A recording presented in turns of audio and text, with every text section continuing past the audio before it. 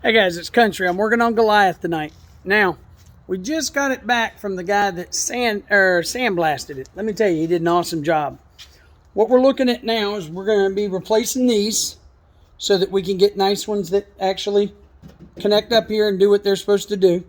We're going to be, we took the grill piece off because it's going to actually have US Veterans Corps across the front of it. We're going to replace that piece. We're going to get all this painted in here.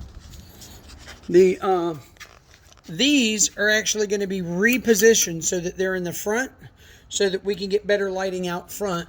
We're going to get all of the gaskets from the windows. All of those will be taken out. All of the windows are going to come down so that when we prime it and we get all that taken care of, it will not whatsoever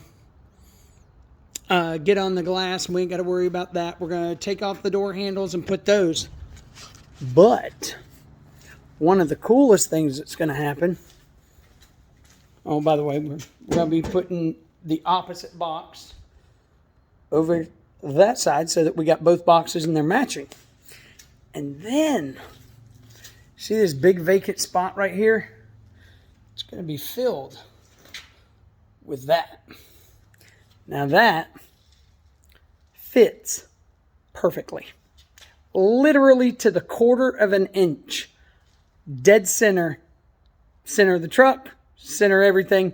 And so when we go to hurricanes, we're actually going to be able to put up a rail system that'll go up and over. And then we could put a true military tarp, hook it down in here, and it's built to withstand that. So when we hook everything, we put it all in place, this is going to be one cool project. Remember, U.S. Veterans Corps, what a few can do.